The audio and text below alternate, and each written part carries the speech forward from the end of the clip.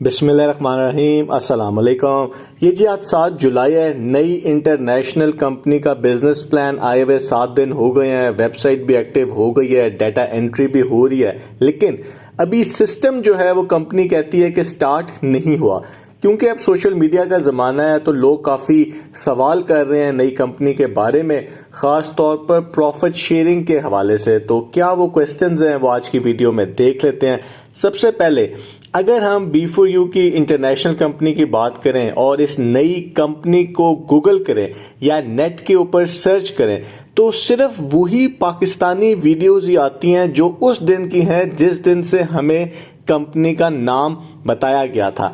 ये कंपनी कहाँ रजिस्टर्ड है, करती क्या है, तुर्की में इनका कहाँ दफ्तर है, कंपनी में तुर्की में इनकी कहाँ रजिस्ट्रेशन है, क्या इनका कारोबार है, कहाँ से ये प्रॉफिट आ रहा है, ये किसी को इस टाइम पे नहीं पता। इस हवाले से दो बातें हो सकती हैं। एक तो ये है कि इस कंपनी का जो ये कंपनी मुतासिरीन के लिए बनाई गई है कि जी लोगों को विड्रॉ दिया जा सके, इसके पीछे कोई और इंटरनेशनल टर्किश कंपनी है जो कि फुली इस्टेब्लिश्ड है, कारोबार है उनके, और उन्होंने सिर्फ पाकिस्तानियों के लिए ये कंपनी बना दी है। अगर ऐसा है तो वो जो कंपनी है, जो टर्किश कंपनी जिसके साथ सीईओ साहब का मुआहदा हुआ है, तो वो लोग सामने क्यों नहीं आ रहे? उनका कहाँ रजिस्टर्ड ऑफिस है और वो कहाँ करते हैं? क्योंकि जिस तरह पाकिस्तान में SECP है, इसी तरह तुर्की के अंदर भी कोई SECP होगी, तो उनका अभी तक हमें कोई रजिस्ट्रेशन नंबर या लिंक नहीं दिया गया कि जी कहाँ से हम चेक कर सकते हैं कि ये कंपनी SECP में रजिस्टर्ड है। क्योंकि अब तो कोई भी कंपनी हो तो उसकी रजिस्ट्रेशन होना बड़ा ज़रूरी है। और अगर ये एक नई कंपनी है और सिर्फ इसीलिए बनाई गई है कि जी पाकिस्तानियों को इसमें मुतासिरीन को जो विड्रॉ देना है, तो इसके बिजनेस प्लान की तो कोई ज़रूरत ही नहीं थी।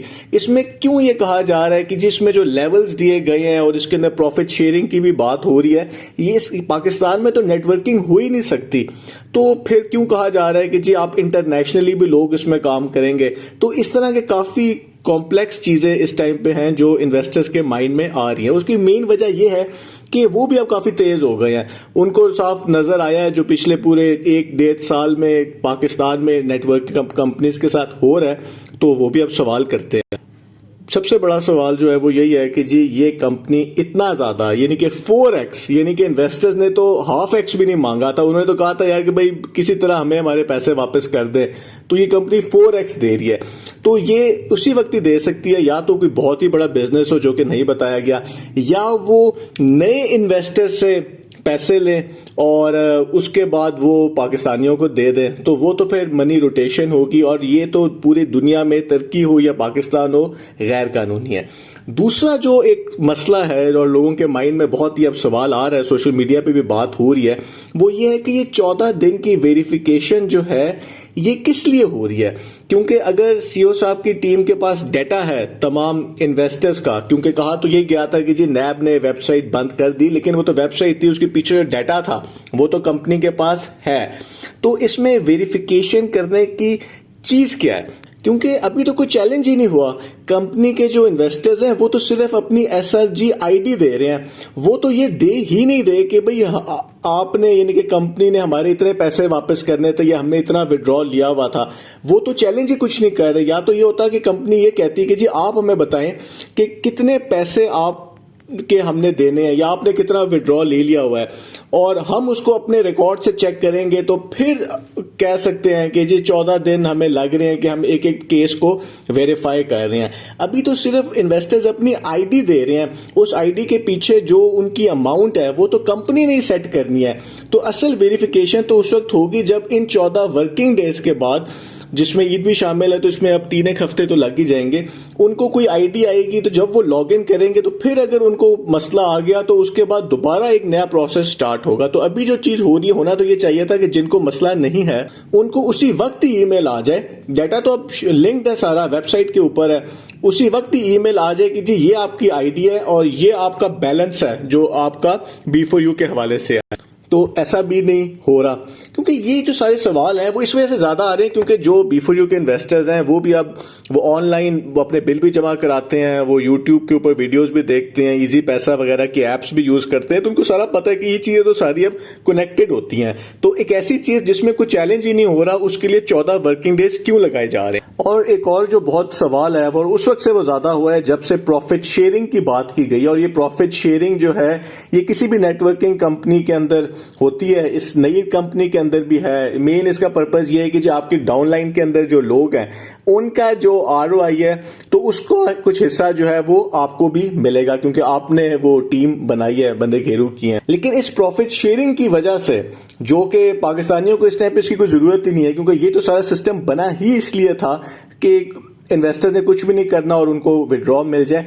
इसकी वजह से ये सिस्टम ही सारा रुक गया है, क्योंकि कंपनी कहती है कि जी हम ये चाहते हैं कि ये सिस्टम लेके आया जाए, और वो भी उनके लिए लेके आया जाए जो कि 80 लाख रुपए तक का कंपनी में 40,000 USDT का कुछ इसमें सिस्टम है, तो वो बैलेंस लेके आएगा। तो पाकिस्तानी नेटवर्कर्स यही कह रहे हैं जो कि टॉप लीडर्स हैं कि ये कहां से हम पैसे लेके आए, और वो बार बार CEO साहब को अपील भी कर रहे हैं कि भाई ये जो है सिस्टम ना लेके आया जाए। और कंपनी कहती है कि जी इंटरनेशनल सिस्टम है, इसमें CEO साहब भी कुछ नहीं कर सकते, लेकिन ये तो पाकिस्तानियों की रिक्वायरमेंट ही नहीं थी। और वो जो ये 80 लाख रुपए इन्होंने लेके आने, एक तो आपको पता है महंगाई कितनी ज्यादा है, वो कहां से लेके आएंगे। दूसरा ये कि पाकिस्तान में पिछले 1-1.5 साल में वही बात है कि अवेयरनेस अब आ गई है लोगों में कि भाई वो अब शायद इतने जिस तरह पहले कंपनी पैसे इकट्ठे कर लेती थी शायद वो उस तरह ना कर सकें। और दूसरी बात ये कि ये पैसे पाकिस्तान में इकट्ठे भी नहीं हो सकते, यानी कि ये करने भी जो कंपनी कह रही है, मतलब ऑफिशियली हम भी वही बात करेंगे कि जो पाकिस्तानी हैं और उनके जो जानने वाले बाहर के मुल्क में रहते हैं, क्योंकि पाकिस्तान में तो कंपनी खुद कह रही है कि आपने नेटवर्किंग नहीं करनी, तो ये वहां से पैसे आने हैं। तो इस पूरे सिस्टम को इसलिए वजह से रोका जा रहा है, और IT इसके ऊपर काम कर रही है कि जी ये प्रॉफिट शेयरिंग बोनस इनकॉर्पोरेट किया जाए, क्योंकि इंटरनेशनल कंपनी ये चीज चाहती है। अब इंटरनेशनल कंपनी तो सिर्फ पाकिस्तानियों को फायदा देना था, तो वो पाकिस्तान के लिए अलग एक सिस्टम कर दें, अलग वेबसाइट कर दें, अपने लिए एक बाहर के लिए अलग अलग कर दें। एक ऐसी चीज जिसका कोई पाकिस्तानियों से लेना देना ही नहीं है, उसकी वजह से सिस्टम का लॉन्च इस टाइम के ऊपर रुका हुआ है। तो ये कुछ सवाल हैं जो कि इन्वेस्टर्स के माइंड में आ रहे हैं।